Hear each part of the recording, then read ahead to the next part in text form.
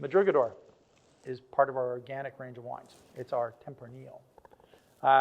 The name, well, we tried to come up with Tempranillo as a Spanish grape variety. So we tried to come up with something Spanish that people would do, like a bull and all that kind of. And everyone in the world comes up with the same idea. So it took us a little while to think of it.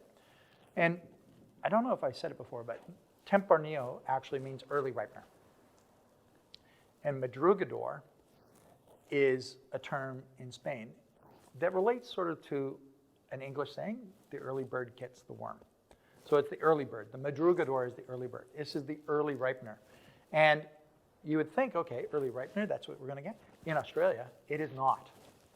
It is not an early ripener here. Yes, it does take on color, but for us, it's actually one of the last grape varieties that we harvest. And we do that intentionally because, like with all the wines in our organic range, it's not about using winemaking artifact. It's about getting that purity of fruit, that structure in the vineyard. And Tempranillo can or has been known to have quite aggressive tannins, as it has shown in some of the past vintages.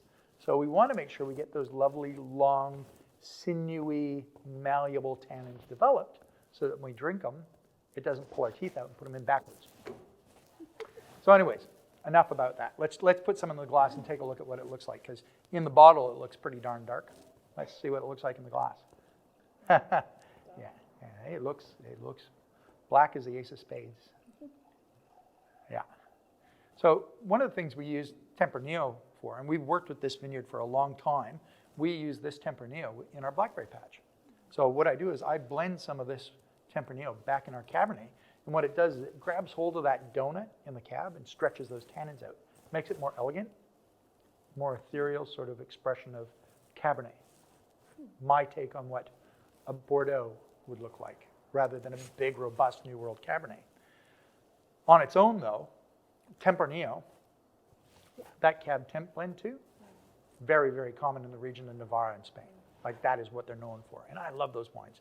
They're bottled younger, bright, fresh. They're not falling within the regimes of the Rioja. They're a new sort of spirit of what Spain has to offer, but they are just one of the best drinking reds you can ever get your hands on if you ever get to Spain, let me tell you. Grenache, out of the fridge cold, finish with a little bit of Navarra red with dinner and pinchos and you're in heaven. I digress. Anyhow, Madrugador. As I said with the artwork, it's the early bird that gets the worm, so we put a Spanish swallow on it.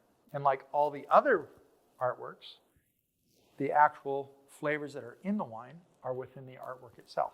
So you're going to see plums and figs and red cherries and a bit of that sort of cedar tone that comes out of this wine. Again, Jovan, which means young or naked. That means it doesn't see oak.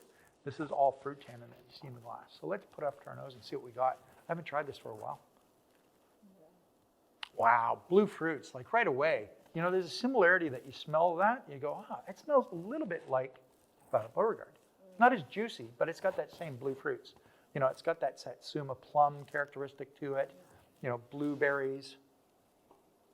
That cherry is there, but it's not the ripe, rich black cherries that you get out of Sangiovese or, that sort of black forest characteristic out of Chocolate Factory.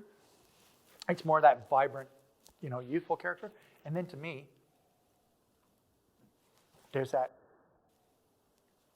it's almost like a cinnamon quill characteristic to it. You know what I mean? And that comes from the fruit. It's got this lovely, dusty, sort of cinnamon cedar tannin characteristic.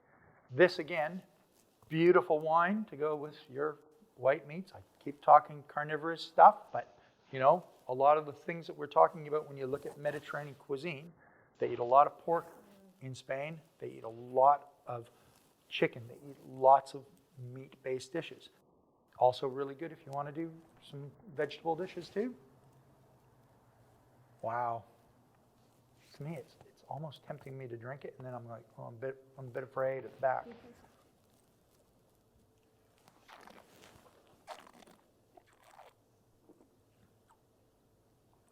Wow. That's a mouthful and a half. And like I told you, long, sinewy tannins. This is still a bit lignant, they're a bit chalky, grippy along the edge, but there's that lovely long stretch and finish. And at the back of your mouth, it just goes, poof, and explodes with that incredible sort of plums and red cherries and cranberries. That's a fantastic one. I just love that. Medium to full-bodied, but elegant in structure. It's not weighty. It finishes clean. There's nothing that's cloying on your palate. You just want to go and have another mouthful right away. I'm going to do that right now anyways.